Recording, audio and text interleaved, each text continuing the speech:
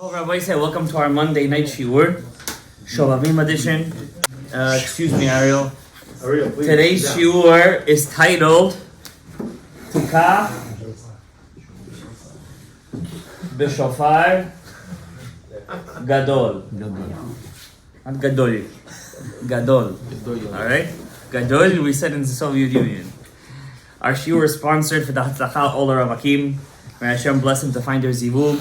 They get married and stay married. Amen. And our shiur should be Latzlachat Kol Am Yisrael. May we have nitzachon of the Hamasim. May we make the hummus out of the Hamasim. Amen. And may we be zocheh to Binyan Beit HaMikdash B'Havei Karov.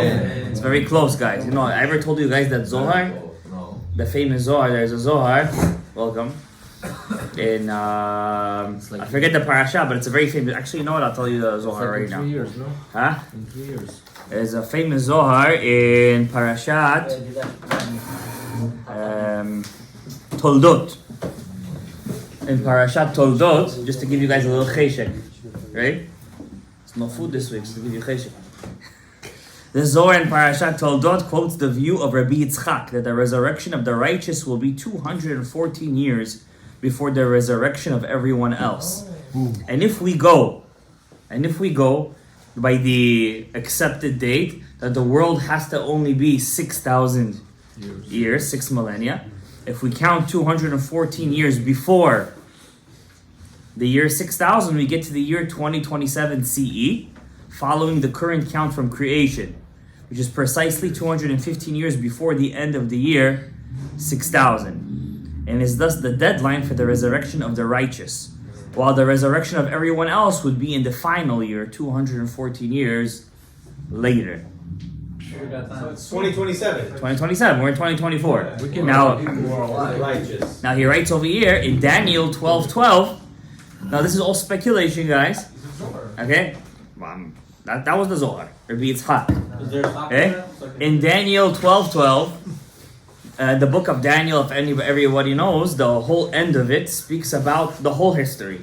Basically from Daniel until the resurrection of the dead. And Gog Magog too. Yeah. Gog Magog, he doesn't mention too much, a couple of lines. Yeah, it's a small, thing in history. Minor detail. Yeah, minor detail. But he really goes into the resurrection of the dead. Hamaskilim yasiru kezoar rakia. And in Daniel 12:12, the angel refers to a period of 1,335 days from the day that the daily offering was abandoned and an idol placed in the temple. According to the above view cited in the Zohar, this period would be referring to a period leading up to the resurrection in 2027 and would begin in the year 2024. So, We're in the book. yeah. We're in the book. We're in the book, start packing. So what he's trying to, that's a speculation, by the way. It's a speculation. We're not trying to be mechashev kitzim. But what he's trying to say is that there has to be a date that leads up to the date. And that could very well be what we saw in the last year or so with the whole civil war going on between Eretz Yisrael and the destruction of Yom Kippur and Simchat Torah massacre, and now they just killed another senior Hezbollah militant, the head of the aviation, and it's getting hotter and hotter. They basically took over Gaza already, and Biden is telling people, I'm trying to get Israel out of there as soon as possible, and they bombed the Houthis ships today, like 23 Iranian ships, and things are really, some people are already saying we're in World War III. This is how it begins. There's no proclamation, guys, we're in World War III, there's nothing like that. It's how it starts. Yeah, somebody gets shot here, somebody this, that, somebody this guy, this, and so before you know it, Everybody's in. yeah, exactly. They say when the Jews were coming after World War II, when they were coming to New York City, right? That was the stop, New York. Hi, Ellis Island, right? And then there were old Jews coming from the war, and some of them still had their tefillin, and they saw Jews, their relatives meeting them. They were all wearing fur coats, and they were all fat cats and with their hats, and they saw this. Some of them became kofrim right away. They took off their tefillin. They're like, this is what they were doing while we were over there, and literally stories go that they took off their tefillin and threw it at the bottom of Ellis Island. If you go down there, you see tefillin on the floor over there. I mean, it's probably already eroded. because we know things are happening on one side of the world, the other side of the world has no idea what's happening. So we don't know what's happening, but there's another date. Rabbi Yitzchak disagrees with Rabbi Yehuda. The view of Rabbi Yehuda is that the righteous will awaken 210 years before everyone else. And 1,335 days before that would be 2027. And 2031 would be the year where the resurrection begins. All right? And so those are the two dates in the Zohar HaKadosh, because remember, the Zohar HaKadosh says that there has to be a resurrection of the righteous before the general resurrection. Okay? It last 4 years? The resurrection? No, the resurrection will last 210 years. That means everybody doesn't get up in one shot. First the tzaddikim get up, Abraham, Yitzhak, Yaakov, Moshe, Yosef, David, of course, and all the great righteous. And then, the Sabim, the Saftot, they're towards the end over there. It depends on the zchut, really. But that's according to the Zohar. The Leshem Shov Achlama actually says the resurrection happens in stages. That means the more righteous you were, you wake up earlier. That's what he writes in Leshem Shov Achlama. But we don't know, as the Rambam said, until it actually happens. But just to give you guys some cheshek, Babulet Hashem, we're in biblical times. We kind of forgot about it. But it's good to be reminded and continue praying for the Geulah Shlema and La Kama Shechinta Ma'afaya. It has to do with our shiur today. Huh? To wake up? We should wake up? I said to wake up, call everybody. Because we kind of got into the habit of the world again, We're eating, we're drinking, we're doing what we're doing, but we have to set aside time every single day to daven to HaKadosh Baruch Hu that, I heard today a soldier got released from his duty in Gaza. He came home, died of a heart attack. PTSD, very traumatic the things they saw. I heard a Zaka volunteer. Zaka is? These are the guys who pick up the bodies, whatever's left. Blood. And you have to, because they take all the blood, they bury them with everything.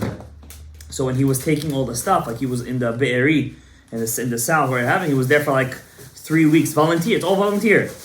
And when he came home, he was his body just shut down. All the images he took in and everything, he just shut him down. And he needs crazy therapy now. He can't think. He has nightmares at night. So while all that's going on over there, we're over here, Baruch Hashem, eating Chinese food on a Monday night, Shovavim. But we have a job to do too. And by the way, it's not like Chas Shalom we're less or anything like that. I mean, in a way, yes, but at least in the physical standpoint, you should always know one thing. Remember when Yaakov Avinu was running away from Esav, and he says to Hashem, "Listen, I'm davening to you. I'm sending the guy gifts, and I'm also going to do something to prepare for a war." So what did he do to prepare for a war, Yaakov? You guys remember? He split them up into two. One camp, he said, if Esav attacks one camp, the other camp will be on their way. They'll be safe. You should know throughout Jewish history, people who don't study Jewish history don't know this, because once again, like I told you before this year, we're stuck in the fourth grade, conception of what's Jewish history, right? And we're stuck in the whole midrashaic miracles coming out of the socks over here. But there is a history that happened over there, the way of the world, right? And according to the historical standpoints, the Jewish people have always been in two separate regions of the world. There were Jews in Rome, there were Jews in Babylon.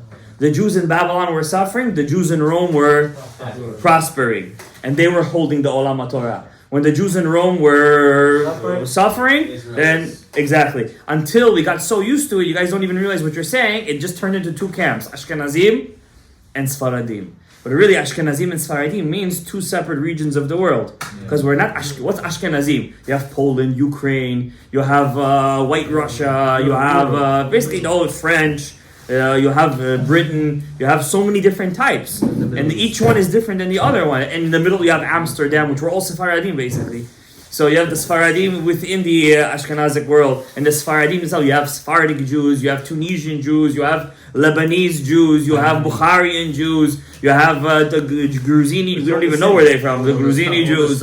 We have Kafkazim, Armenian Jews, we have Babylonian Jews, Ethiopian Jews. I mean, how could you just say Sephardim, Persian Jews? So at the end of the day, it's not really Ashkenazim, Sephardim, it's two separate regions of the world. While these guys were suffering under Ishmael, these guys were having it good under Esav. When these guys were suffering under Esav, they were, and that's what happened. That's how the Talmud Bavli got written, right? Why did the Yerushalmi stop? The Kritmachs, the Byzantines, the Greek Orthodox Church, was so oppressive to the Jews in Israel, they just had to close the Talmud over there. They couldn't continue learning. And where did all the Jews start learning? Where they were prospering in Babylon. And suddenly you had the Talmud Bavli. Right? So what stopped the Talmud Bavli, by the way? The rise of who? Islam. Muhammad came into the scene, right?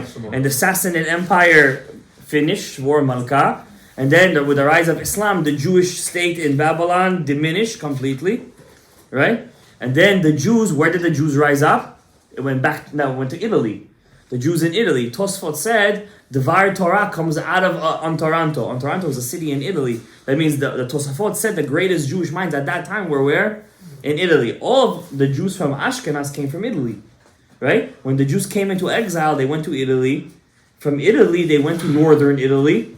And the family of the Kalonimos family and the Luca family, and there were 4 big families, and they were asked by Charlemagne, the king, the emperor, the Roman Catholic emperor, to open up a yeshiva where? In his hometown, which is where? Germany. In Germany. Why did he want Jews? Why did he want a yeshiva? Because they're good citizens. They're good citizens. What do you mean? They pay their taxes. Wink, wink. No, I'm kidding. They pay their taxes. They're not in crime, right? They maybe scratches that off. White collar. They don't. They say the safest Goyish city in Manhattan is more dangerous than the street in Queens, in the Main Street. And you can walk in Main Street at 3 o'clock in the morning with your wallet. You understand? But in the best street in the city with the Italians and the thing that you have to walk with your eyes like that. One eye open. You understand? So Baruch Hashem, Am Yisrael, they always wanted the Jews to come and live over there, and it was a good thing for the Jews. They get to spread out their wings. They start to see different roads of Parnasah. Okay, so Am Yisrael was always split into 2 camps. Okay, it was, and also today, where are the 2 camps? New York City and Yerushalayim. Those are the 2 camps of Klal Yisrael, right? The 2 biggest ones. What do we have? How many Jews do we have in New York? 2 to 3 million more. About right? Identify as Jews at least, right? There's probably more. And in Israel, whether Israel already beat the 6 to 7 million mark. They're already They're 9 million. What? There's. In Florida is also big, but they're very, very small. Not even. I don't think they even have 1 million Jews over there. I don't think so. In Florida. What about Arizona? In Florida? Ventura. I doubt it. What about Arizona? What about in America? The Bukharian community, which is so steeped in Florida, is like what, 50 families over there? Very little. It's all one street. What about New York? New York is a lot. A couple of million Jews. What couple of million? Bukhari? No, Bukhari. No, Bukhari. 60,000 Bukhari. I think more. Yeah? Yeah, I think it's about 70 to 80 actually. In New York? Yeah. Okay, guys, it's not a consensus over here, but Ken Yirbu. I always wondered Yeah. how many Bukharis are in New York. Ken Yirbu. Maybe more and more. What I want to say to you guys is that Klal Yisrael were always split into 2 camps. Now, getting to this idea of the 2 camps, we have the whole story of Mitzrayim, which is a very not understood story, because we just don't know the background of what was going on historically back then. Now, this book that I have in my hand, I wasn't paid to do this advertising, but I just had to show it to you guys. If you very good reading and you love dates and you could read old Egyptian names and you're not gonna fall asleep, this book is for you. He literally goes through every Egyptian king, every dynasty, from the old kingdom to the new kingdom, to Darius, who built the 2nd temple, and he goes through chronologically where do the Jews fit in every single. Two different. There were 3 actually kingdoms. There was the old kingdom, the middle kingdom, and the new kingdom. Right? He goes through everybody. Hatshepsut, King Ramses. Where were the pyramids built? Where does that fit in? The whole pyramid thing. There's people know so little history. People actually think the pyramids were made by aliens. By aliens. Yeah, that too. There is a very big thing going on there. People think that they were built by aliens, right? But if you know a little history, There is manuscripts of the Egyptian pharaohs. It says when it was built, and by how many workers it was built, how long it took.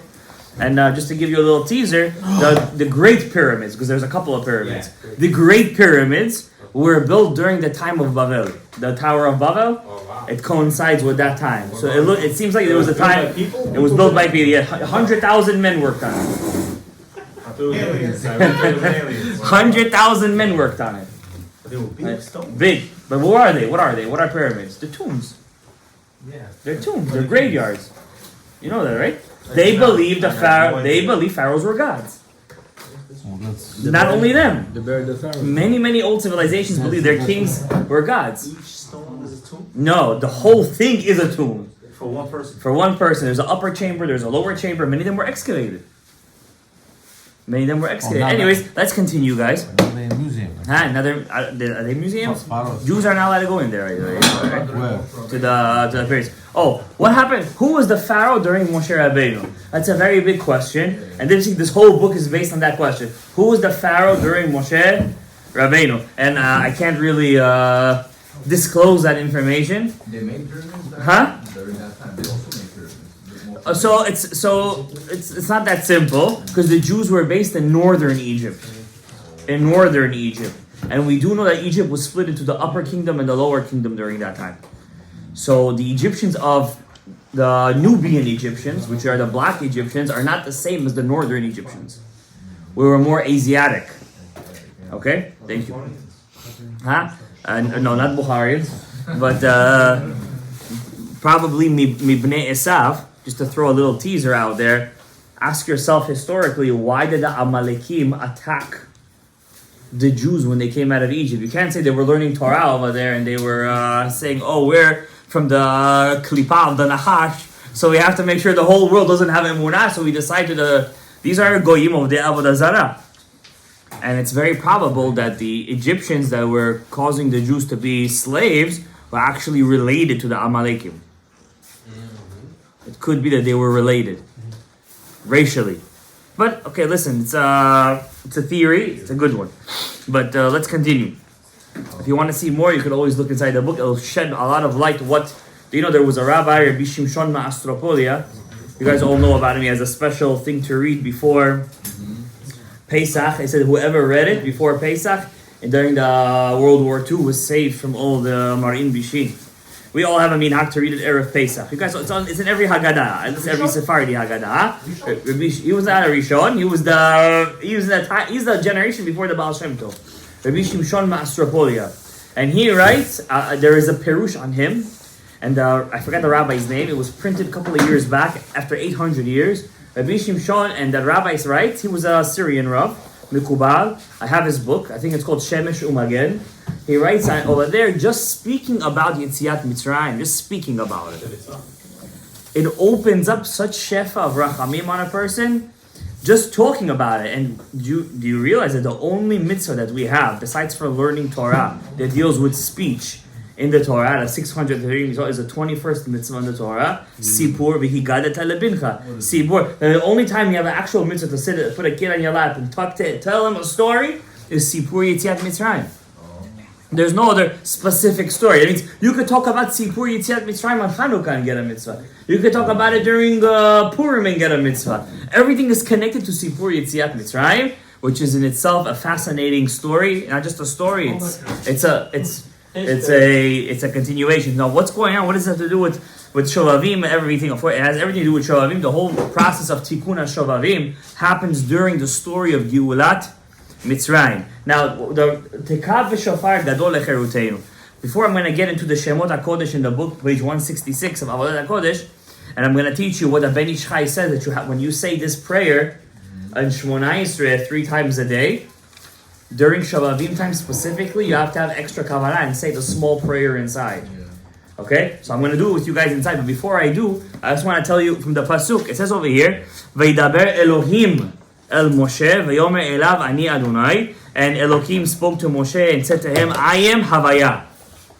I am Havaya. So Elohim speaks, that means the revelation. Hashem is speaking through the channel called Elohim. And he says to him, I'm really Amonai. Yud Kei Vav Kei. Okay, so this is a pasuk that can only be explained Kabbalistically. V'yidaber Elokim ani Amonai. Explain to me al pi apshat. I am God, and I am God. I got it. Yeah, exactly. So Elokim, the midah, the revelation, the characteristic that God reveals Himself through, which is Elokim, says to Moshe, it's all really Yud Kei Vav Kei. And he said, no, there's no Eke over here. That was last week's parasha, Eke. Ve'era el Avraham, el Yitzchak, ve'el Yaakov, ve'el Shaddai. And I revealed myself to Avraham, Yitzchak, and Yaakov in the name Kel Shakai. Kel Shakai. In the mezuzah, you just have a Shakai. But there is a name called Kel Shakai. Name of Hashem. Look what he says. This pasuk could only be explained through the secrets of the Torah. How else are you going to explain this pasuk? Are you going to what do you got? What's your pshat? Bekel Shakai. And look what he says to him. Ushmi Havaya. But my name Yud Kei Vav Kei Lo Nodati Lahem. So what is he saying over here? Let's learn it al pi pshat. Rashi says that the name. What does Rashi say? Lo hodati en ktiv kan ela lo nodati lo nikarti lahem b'midah amitit sheli she'aleh nikra shmi havaya. That means they knew what Yud Kei Vav Kei was. They knew it, but they didn't know its revelation. He never spoke to us. They never tapped into it. What's interesting is in this week's parasha, Moshe goes to Paro and he says to him, what does he say to him? Yud Kei Vav Kei told me to tell you to let the Jews out. Who's this guy? And he says, I never heard of him. This is the first time the dream was revealed. Right. So I never heard of him, he said. Which means that all these Chachamim, all these Rishonim, Nevi'im, Avot HaKadoshim, they knew that there is something called Midot of Hashem, which is also called the Sfirot. And the Sfirah of Havaya, Yud Kei Vav Kei Havaya, was a name that no person was ever able to speak to Hashem through besides for Moshe. Okay? Everybody else spoke to Hashem through Kel Shakai. I'm going to explain to you what that means even. What does that mean? He spoke through Kel Shakai. What kind of revelation is that? Right? So it says Rabbeinu Ha'ari, we have four, just like you have Yud Kei Vav Kei, right? Yud Kei Vav Kei, right? And every name of Hashem, the major names, is four letters. Yud Kei Vav Kei, Aleph, Dalet, Nun, and Yud, Amonai. And then you have Ekie, right? Four letters. Every letter, every group corresponds to a world. The higher the letters, the more pure the world is. What does that mean, the more pure the world is? The more you see Hashem easier. Spiritual. Right? The more you see Hashem easier, the less you have an issue with Averot. So when I say angels have no free will, what am I basically saying? They see Hashem in a more of a revealed state, so how could you do an Avera at that point? Right? And then you have Olam HaBriya. So the last world, which is a Yud, Hey, and a Hey, that's called Olam HaAsiyah. That's where we're stuck, down here. But in the name of God that controls it from the outside is called Kel Amonai. Aleph Dal Nun Yud. The next stage, the Nun Vav Yud, is Olam HaYetzirah. That's the world of the angels. That's Kel Havaya. Can someone be in Yitzirah but be physically in Asiyah? Yes. The Jew has the power to control everything through his mind. Everything. That means if I'm right now thinking I'm in Yetzirah, I'm in Yetzirah right now. Or else, I'll prove to you I'm right. Why does the Torah say I'm not allowed to think of bad things? If a thought meant nothing, then what's the difference what I think of? And forget about lo taturu acharei levavchem v'acharei enechem asher atem zonim achareihem. Forget about that. Every time I say that in the tefillah, I hear somebody going in the back with zzz, like a zzz stuck in his thing. So forget about that for a second. Okay, forget about that. What about the mitzvah lo tisna et achicha bilvavecha? There's a mitzvah in the Torah: do not hate your brother in your heart.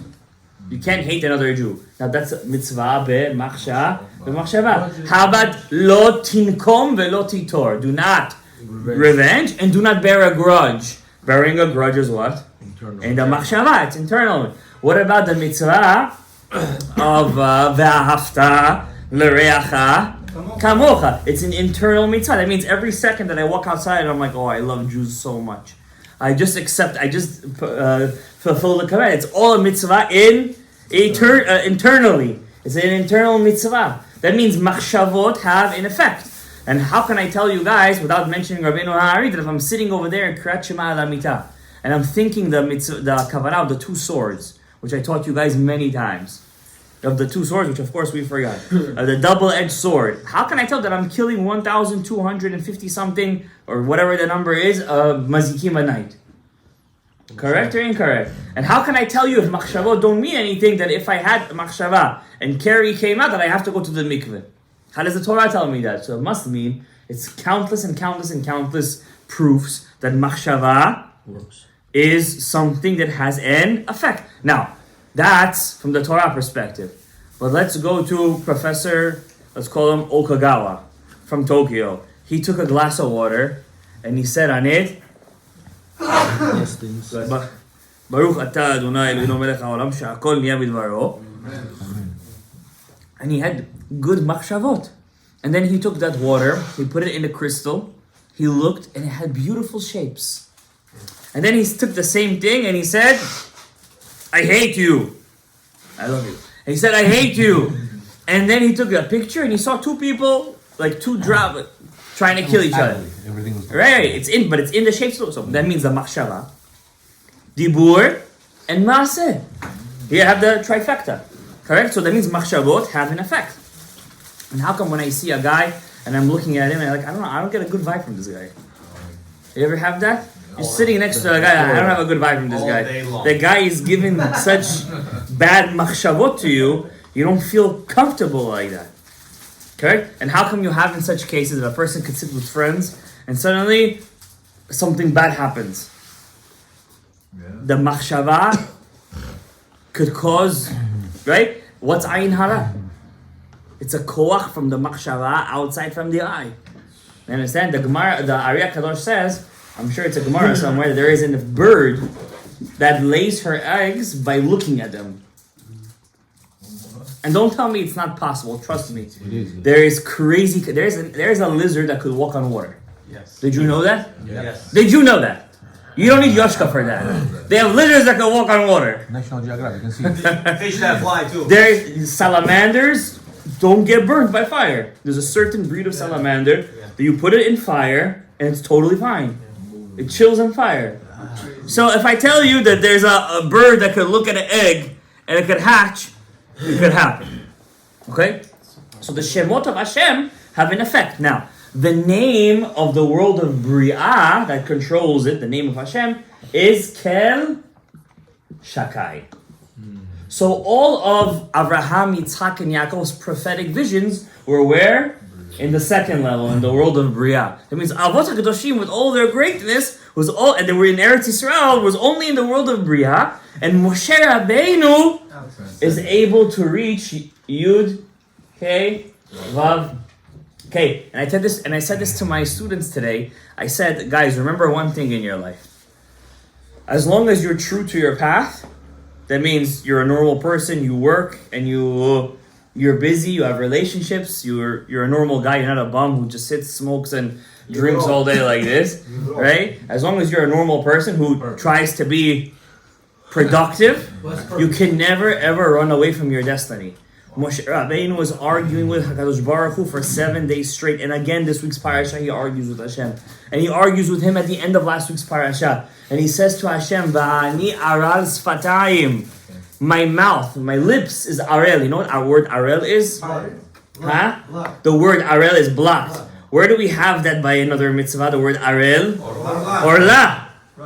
Orla. So orla is on the brit, right? But the word, it doesn't mean foreskin. The word orla means to cover.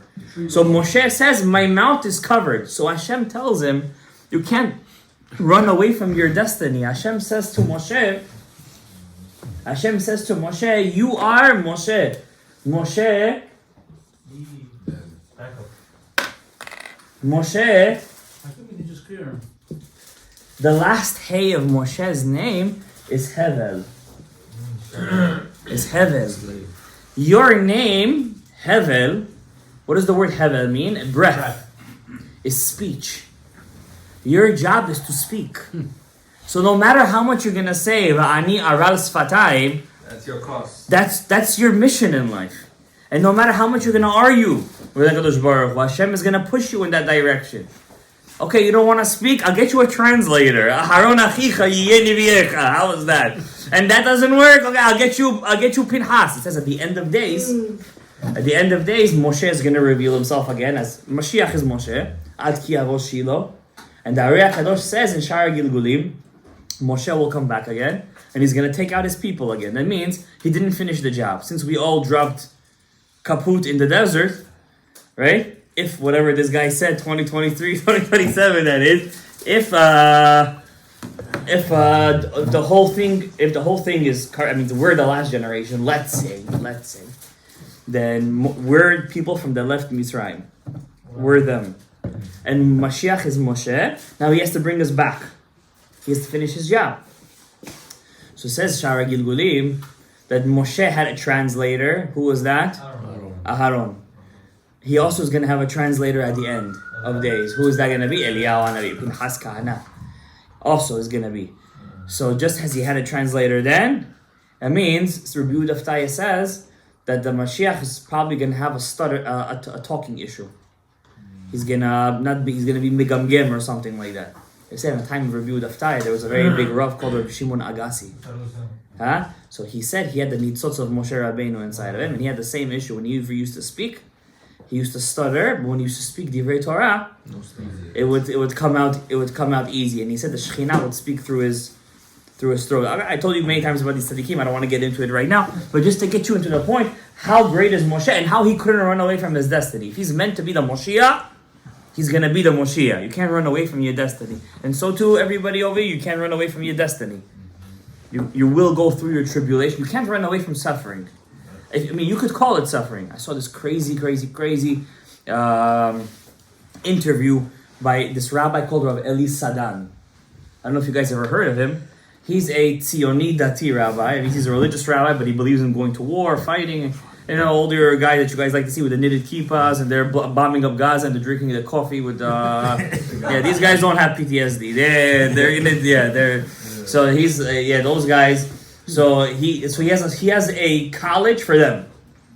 So they go to the college, they learn Torah for 2-3 years, and then in the 4th year, if they want to enlist, they could enlist. So that's what Eli said. He started all of it in Israel. He won the Pras Yisrael a couple of years back. He's a person that he lives in Judea, Samaria, where all the piguim happen, where it's the wild west. And so he was giving an interview, and he said that a person has to know one thing, that he asked him, so where do we go from here? Like, all this is happening, and many of his soldiers from his college, they died. So far 14 already, from his. And he said, listen, we have no other country, we have no other army, we have no other state, no other people. We're stuck together, and this is our mission, and we got to do it. And this is the cost of Eretz Yisrael. Eretz Yisrael niknet beyisurim, he said. And you can't run away from it. This is a rabbi, he's over 60 years old, and he's so Eretz Yisrael niknet beyisurim, and sometimes a person has to go through Yisurim, and sometimes he has to go through these tribulations, and he said something amazing. The tribulations make you into the better man. They build you, right? Any guy who goes to work out, he knows if you don't work out, What's his name, Rabbi? right? Rabbi Eli Sadan. Rabbi Eli Sadan. Okay, it's in Hebrew, the thing, but you could say, and maybe there's subtitles. So he says over here, now, what does that mean, What does he mean? What is he saying over there? He says Rabbi Yosef Jikatilia, Asagaveu ki yada shemi. The highest level of learning Torah, guys, the truth, and I say this without any hesitation, is learning about God Himself. When you learn Gemara, when you learn Midrashim, Halakha, you're learning about Hashem's clothing. About his clothing. Right? His levushim. But when you learn Sodot Torah, his names, you're learning about him himself. And if Hashem created this world just to have a relationship with you, that means if he wants you to know him, he doesn't just want you to know what kind of house he's living in, or what kind of car he's lemashal, I'm saying, or lemashal, or what are he doesn't want you to know just about that. He wants you to know about that too, but he also wants you to know about him, about his midot, his essence exactly. And what's the beauty of it? It's never ending. Since he's never ending, learning about his essence is never ending. And he's so never ending that even his midot are never ending, right? But his essence is the true meaning of Ein Sof Baruch Hu. Now, because of that, we have to know that there are certain names of God that he wants us to use, Gabriel, that have certain powers. When you think about them and meditate about them and strive to connect to them, that they have the power to fix things the way they used to be. That means, if there is something called a washing machine in this world, there's a washing machine up there too. There's no kind of thing that there's something down here that there isn't an exact replica of it up there. Exactly. So you have a wife down here, you're gonna have a wife up there. You can't run away from that. Same one. You're done. You're finished. Everything? The goyim, it's till death do us part. They're done at the death, right? Yeah. But by us, it's till olam haba and beyond. So I said that one time to somebody, Robert. They almost got a heart attack. they almost got a heart attack. You should have put him sitting down. I told the lady you're going to be with him also. In the next No, year. you should have sitting down first, guys. I need to tell you something. And it's here's the cup of tea. Yeah. So everything that means you learn Torah down here, you're gonna learn Torah up there. You have a chevra down here, you're gonna have a chevra up there. Choose your chevra wisely. All right. You had a rebbe down here, you're gonna have a rebbe up there. Everything is connected. Mirror. Yeah, it's a mirror image. It's not the same physical appearance. Yeah. Okay, zivug down here is not what we call zivug up there. It's the same idea of connection, but it's not It's in different form. exactly. Different USB. Different document. No. So what I want to say? We're in Shavavim, and in Shavavim we have a special thing called Tikkun Habrit. Now, obviously, most of us here are not fasting for 30 days, for 40 days straight. If we fast once a week, Mazal Tov. But in essence, the truth is that before we start fasting and fixing, first we have to stop the Avera. Rav Salman Mutzafi said, if we don't stop the Avera, then what's the point of the fasting and the rolling in the snow and the whips and the sackcloth and tiny diburs? What's the point of all that? If you do it and do it again, and Hashem sees, and Hashem helps you, but you have to stop the Avera, and that means you have to stop the things that cause you to do the Avera.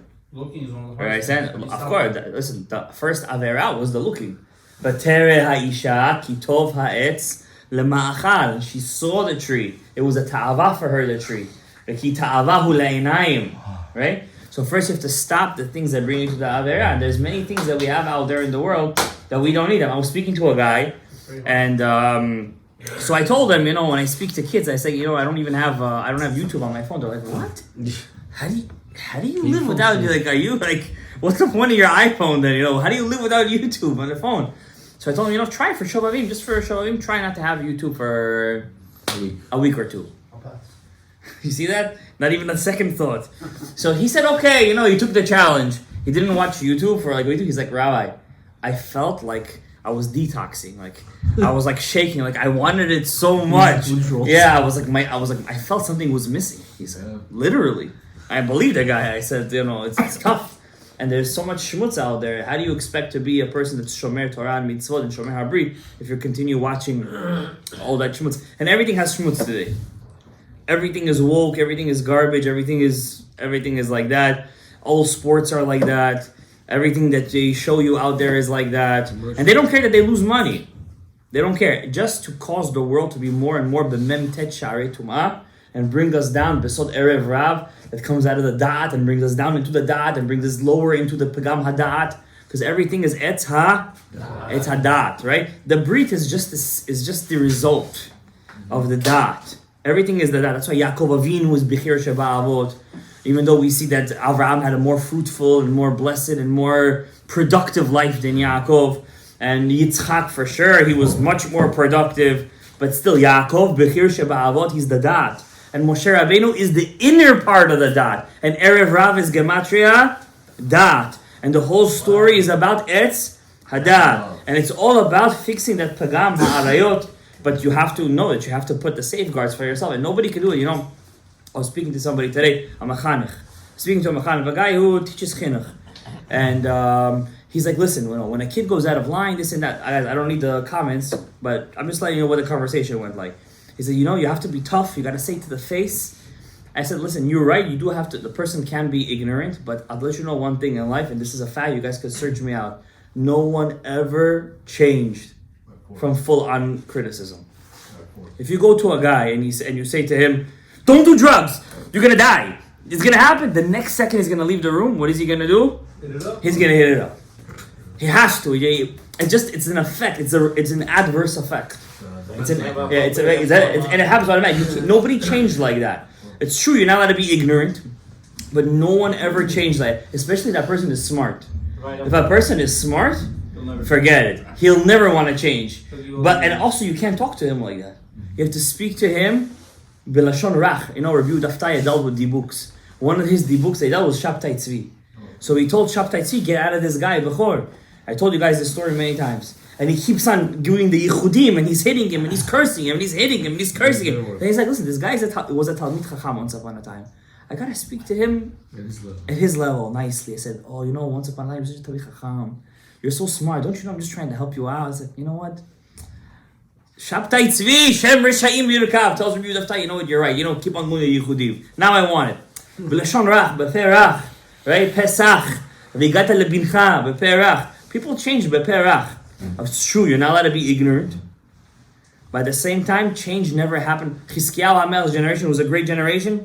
Was it a great generation? Did kids know laws of Tumah v'Tahara? Yes. But did Mashiach come in his time? No. Because you can't do it by force. It's never going to happen by force.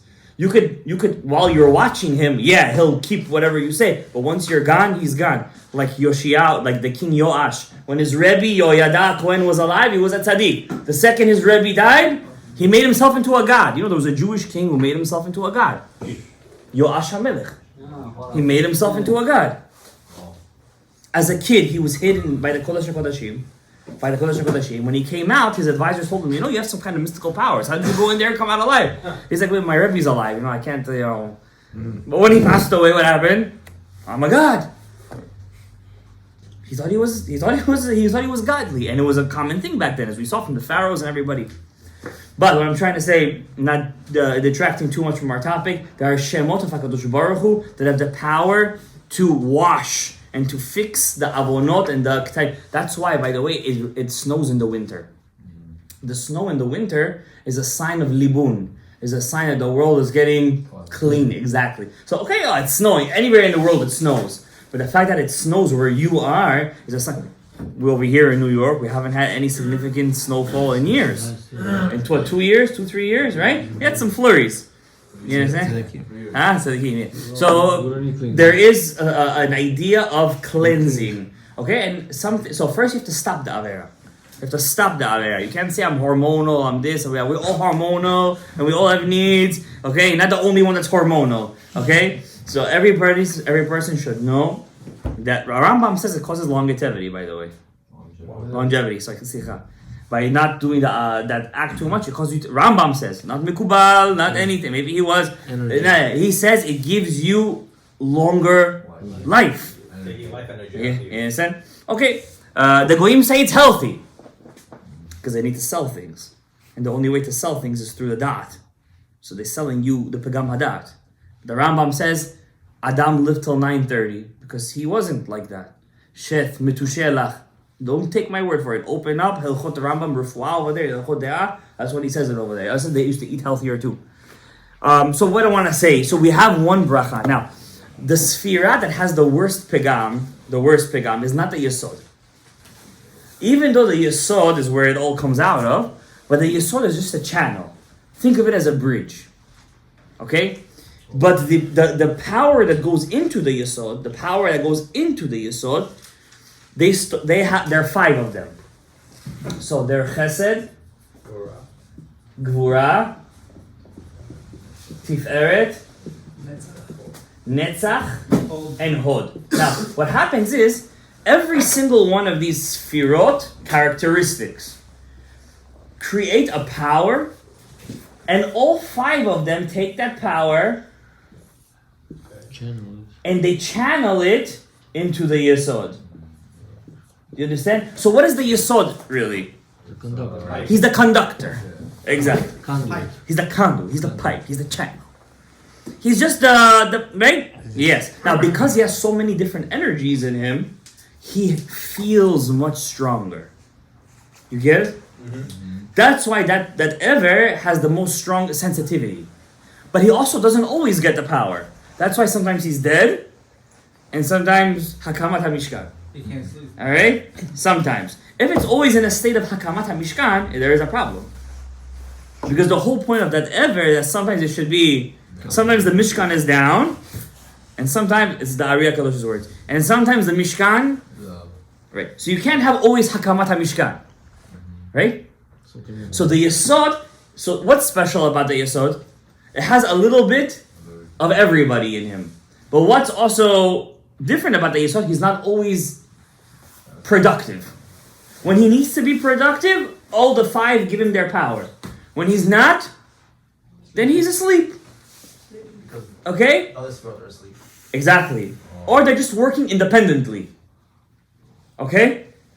Now, when the Yesod gets all the 5 powers in him, he name changes.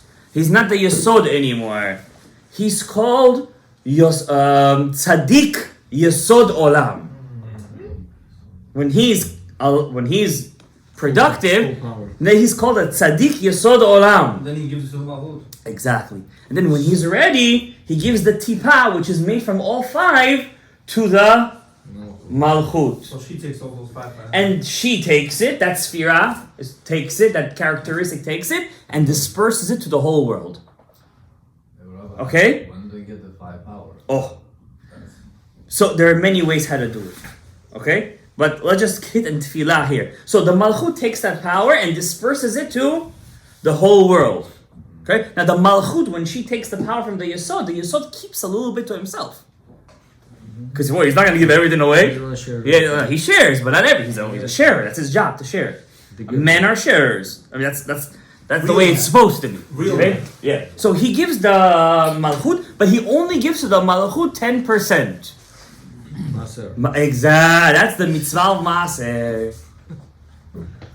That's the mitzvah of Maaser. Gabriel. Asher atem. That's Maaser. When you give that 10%, right? That's Maaser.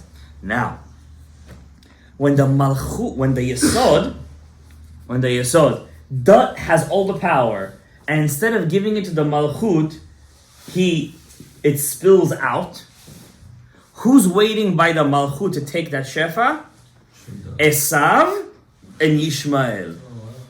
Esav and Yishmael. And then when you give them that, they don't go to waste. They make children out of it. They don't have their own powers. Exactly. They don't have a Yesod. They don't have a Yosef. They suck it from us. When we spill it out, they take it and they make neshamot out of it. And then they come and do And then they come to, and who do they go to attack? The ones that made them. Because that's their job.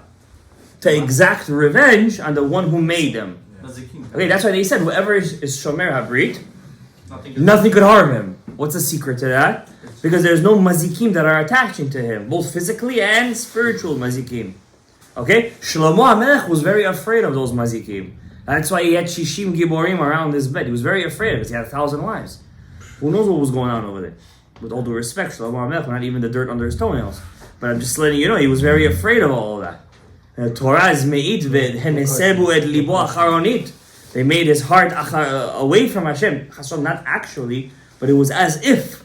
So he was very afraid of those mazikim, and one mazik actually knocked him out. Ashmedai. Now what happens? Out of all 5 of them, the one that has the pleasure sphere. The pleasure sphere is not tiferet, is hod. Hod. The second to the last. Yeah, the second to last. That's why hod is also corresponding to your thigh. Every time our avot wanted to make somebody swear, he said, "Put your hand under my thigh." The koach of the brit takes a lot from Sfirat HaHod. Yeah. And that's why the Yesod always tilts to the left. Both physically and it always wants that left. Because the ta'ava comes from the left, not from the right. We're learning anatomy and we're learning shovavim. So it always wants to take from the hod to the hod. If you're a lefty, you're all from the hod. That's why lefty is all about art, beauty, aesthetics. You know, they want ta'ava. Creativity. You call it creativity. Okay. My son is a lefty too, don't worry. So, hod. So let's now talk about hod. Let's talk about hod. Is that where Yaakov got hit by the angel? Exactly. In the left, by the hod, by the Gidan Hashem. Right, in the hod, he got hit. Right? So hod, this sphera, until it's not complete and fixed, Gabriel, Mashiach is not going to come. Who out of all the avot represent hod? Come on, you guys know from the Ushpizin. No, Moshe is Netzach. Aharon. Hod vehadar teshavei ala Aharon. Who made the Egel HaZahav? If you would see in Shar Giluim how many Gilguls he went through just to fix that Al Kiddush Hashem. Wow. And he was killed so many times. And when came back as so many people just to go through to fix that Egel HaZahav. And he was Haran, who was Adam. It's all big mosaic piece over there. So the Hod. In Shmona Yisrael, we have the middle blessing. We have 19 blessings, 18 which is 90. And how many middle blessings are there? 13. 13, right? 13 middle blessings. Right. Huh? Right. So those 13 middle blessings, each one represents a tikkun, a fixation of one of your energies, one of your sefirot. You get it? So let's go, for example, let's go one blessing before. Barech Aleinu. Who was the one responsible for the man? Moshe. Moshe is Netzach. What nikuda corresponds to Netzach? The chirik. Look at the end of Barech Aleinu. Baruch Ata Hashem Mevarech Hashanim. What's next to the what nikuda is the Havaya? A chirik. And what does it say next to it in our books? Netzach. And what do we pray for in this blessing? Parnasa. And what was Moshe responsible for? The man. You see how it's all connected? I can do this with every single one. I'm just giving you the ones that you guys more familiar with. Now, that's Moshe. So this blessing of Barech Aleinu has to do with Parnasa. That means when you're praying for Parnasa in Shmona Yisrael, the one thing that really delves into the Parnasa is Barech Aleinu. That's why look in Barech Aleinu, Yekaven b'machshava bilvad. This is in the dark books. You hear in 165, right smack in the middle in those small letters. You hear lefanecha Hashem Elokeinu Elokei Avotenu shetiten lanu ulechol bnei betenu ulechol hasmuchim al shulchaneinu. Give us and our family members and all the people who, let's say you give tzedakah to a person. He's samuch anecha. He needs your tzedakah. So give him and him. Giving me is like giving him. Hayom bechol yom vayom mizanotenu bechavod. Give our mizanot bechavod. It means we should be able to earn it ourselves. B'zchut shimcha agadol di karnosa hamemune ala parnasa. B'zchut, this name of Hashem, which is in charge of dishing out the parnasa. So this is b'machshava. You're supposed to have. That's netzach. And when you say Baruch Ata Hashem, turn the page again. You're supposed to have kavanah havaya b'chirik. Mevarech hashanim. Now let's go to the brit. Teka Beshofar gadol lecheroteinu. Right? Teka Beshofar gadol lecheroteinu. Let's skip to the end of the blessing. Baruch Ata Hashem mekabes nidchei amo Yisrael. Look at the havaya. What's the nikuda over there? It's hod. Right? It's the shuruk. Right? The shuruk. So this or kubutz, this nikuda, right? It has 3 dots. Why does it have 3 dots? 3 letters? It represents all 3 columns. That's the Gibran. He's sucking from all 3 columns, and look where he's tilting towards, to the middle. Because who's he giving it to? The Yesod. So because who's in the middle right now between Netzach and Or? Your Yesod. So he's tilting to the middle, but he's in the left. So he starts in the left and he's working his way down. Chesed, Gvura, Tiferet. He goes all the way to the middle and gives it to the Yesod, right? So by doing the Averah, you're breaking all 3 dots. The shuffle. All 3 dots, right? And then it goes to the Chas Shalom. Now, let's start from the beginning of the blessing. Teka, Beshofar, Bishop, not Beshofar, Teka, Bishop. Was everything in this blessing is the left. All the pleasure symptoms, everything is in the left. Teka, Bishop. Now the Shva is Gvura. It's all Gvurot. It's the left column, right? The Nikuda under the top is a Shva, right? Teka, Beshofar, Gadol, Lecherutenu, Vesanes, לקבץ גלויותינו, וקבצנו יחד מארבע כנפות. Just look how he puts יחד מארבע כנפות, the middle letters, he made it big. Why? To teach us right now, we're going to have the kavanah of chet, bet, and vav. Is this only for Shavavim or in general? You could do it every day. But in Shavavim, it's very potent. Right? יחד מארבע כנפות, look what he writes, יכוון בשם חבבו. This name, Cha, and with that nikuda, you have to have those nikudot. What he writes over there, those the chet bet vav, that was nikudot, which comes out of the name Chayil Bala v'yakienu. It also is a different pasuk in Iyov that says Chayil Bala, the klipa swallowed the Chayil. What's Chayil? The straight. V'yakienu. And Hashem, what does Hashem do? He hits him in the gut and he spits out all the kedusha. Like which story in the Tanakh? The fish. The fish. What's it called? Yonah. That's what you read it in Yom Kippur. Because the fish swallowed him, and then Hashem said, spit him out. That's Chayil Bala v'yakienu. He spit out the kedusha. Right? The dog is the klipa. And you felt bad for the dog, huh? Got a relationship with him. Where the dog represents the klipa. But you gotta punch it in the gut, and he spits out the kedusha. Okay? Ubeshem, and another name, Vav Lamed, which comes out of the pasuk Mibitno, the last letter is of Vav. Yorishenu, Vav. Kel, Lamed, Ubeshem Ab. The strongest name of God, B'milu, is Shem Ab, 72. Yud Vav Dalet, Hey in Yud, then Vav Yud Vav, then Hey in a Yud. Look what he writes here. Val Yedei Shemot Elu, Yekaven Lekabetz. First gather up, Nitzotzei Kerio, all the Nitzotzot of his Keri, Chas v'Shalom, Ulehalotam Leshorsham, and to bring them up to the Shorish. Ha'aret, and you continue, this is all in your mind, you do, right? Ha'aretz la'artzeinu, then there is a special blessing. This you could say actually. You don't have to say this in the mind. This you could actually say. Yehi ratzon lefanecha Adonai Elohai ve'Elohei avotai.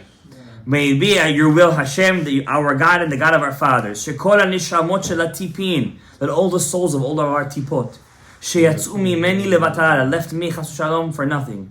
Shelo b'mkom mitzvah, or it left me and it went somewhere, but it wasn't in the place of a mitzvah. Shenichnesu vene'emku bakali, that went in deep inside the klipa. Shetachziram leshorsham, bring them back to their shoresh. Shebakdusha, and they're in the kedusha. Tehorim, holy, umetukanim, and fixed. Zakim, shiny, ubirurim, and clear. V'gam kol haneshamot ha'ashukot bekali noga, and all the souls that are stuck inside what we call klipat noga. It's a special klipa that's half good and half bad. You ever have that friend? He's a good guy, but he also likes to do a lot of shtuyot sometimes. So you don't know he's good, he's bad. It's called klipat noga. We all have You it. understand? We gotta get him to the kedusha, to the tov, to the tov. But we can't get rid of it. That's true. Tikiyem eklipa v'tavlitem. V'yerishem el b'mkom ha'kedusha b'koach Hashem hakadosh. And you should, through the name, the holy name, Haramuz Berashet Tevot, Chayil Bala v'yakienu. And he says here, have the name in your mind. Chet Bet Vav, Mibitno Yorishenu Kel. Then you say Baruch Ata Amonai, the Yud Kei Vav Kei, the Shuruk. And you see there's a kavana over there. What's that kavana? Look at the kavana. What do you see? What kind of configuration you see over there? You have the Yud Kei Vav Kei with the Shuruk mixed with the Chet Bet Vav. You're mixing it together. One letter this, one letter that. One letter this, one letter that. Mikabetz. What's mikabetz? To gather up. Av, Sag, Ma, and Ben. Like you have in the parochet over there. Av, Sag, Ma, Ben. It gathers up all the nishamot. Nitchei. with the Shem Ab, which is the strongest one, Amo Yisrael. This is all just in one blessing of Teka Beshofar.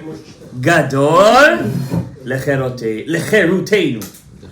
And Be'ezrat Hashem Yitbarach, we will be zocheh to Tikkun HaShovavi, בקדושה, ביפה, בפרח, בלב נקי, we zocheh to have a גאולה שלמה, Be'ezrat Hashem Yitbarach, ילדים צדיקים, מעם ישראל have זיווגים הגונים, may they have פרנסה בשפע, may we be זוכר לגואל, לגאולה שלמה, אמן.